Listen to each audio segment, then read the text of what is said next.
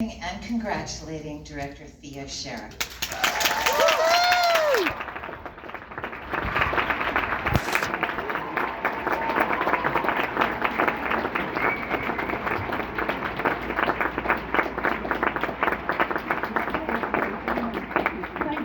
Thank you so much. Thank you for staying as well.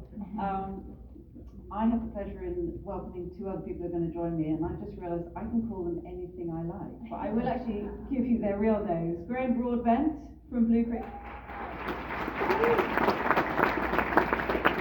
and also Ed Sinclair, so two of the producers.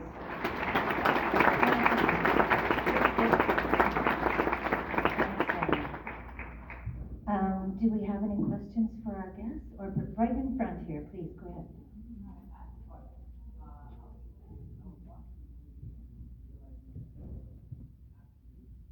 So he's saying that as he watched the movie, he noticed there were people of various different ethnic backgrounds. Is that true to the time in England? Ed, I'm going to give this one to you. No. It depends on, it would depend on where you were, but I think there was a large sort of Black and Asian community in London especially. But outside London less so. But as a result of the First World War, there were more ethnic minorities all over the country. But we took a decision not to stick strictly to the historical. Another one over there. This is my chance to ask you a question.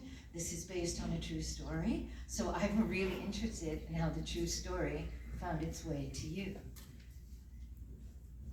I'm looking for Johnny Sweet. So we actually have the writer in the room, I'm allowed to say.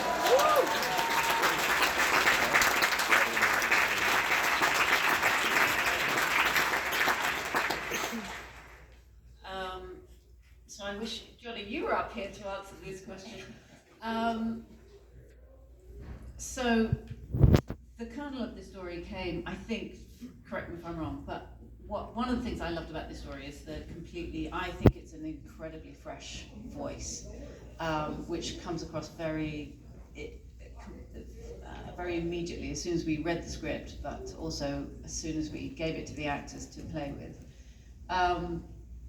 Johnny read a review, I believe, in a publication in London about an academic book that touched on various aspects of that time, including this particular story of a woman who started to receive poison pen letters. And he was very intrigued by this, so he bought am I allowed to say it's quite a dry academic book? So imagine, Olivia, the second she read it, I think, well, Ed, maybe you want to say something about how that went down in your house. Yeah, I have the great pleasure of being married to Olivia.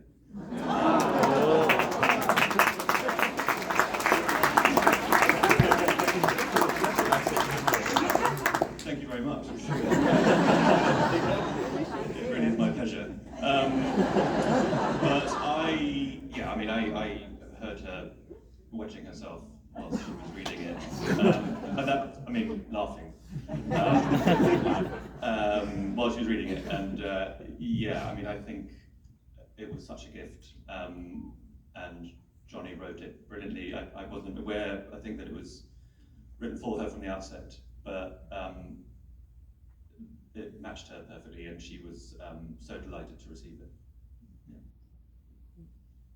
And can you speak a little bit then, now since we're on casting, how then the rest of the cast fell into place? Go on, Jimmy. So Olivia in place and Ed, we joined the film, Thea joined the film, and Jessie Buckley obviously is very close to Olivia. So for those who have seen The Lost Daughter, they managed to not do anything together. But clearly off screen they became, I think, very good friends. Yeah. And so the idea of an Olivia Colman, Jessie Buckley comedy seemed a great idea to all of us. And on we went from there. And there's a sort of best practice, I think, in that cast. But it's pretty specific and pretty fun. Says the way that the film flows and the going back and forth seems so easy. Was there any aspect of it that was difficult for you? I'm going to think that easiness is difficult. First of all, I'll take that as a huge compliment. Sure.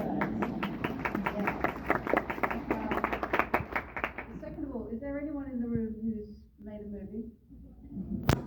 No, I'm serious. Has anyone made a movie in this room? Oh, it's not back there. Okay, I will. Thought there'd be a few more. Making movies is really, really hard. And the only way to do it, in my experience, is to surround yourself by really, really good people. Particularly right from the beginning.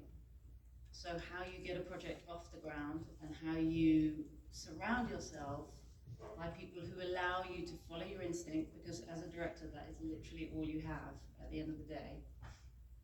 So whether that's on casting, which as a director is about 80% of my job, if I get that right, I've gone a long way. But not only casting of the actors, casting of HODs, your producers, all the people around you. That's probably the thing that I've learned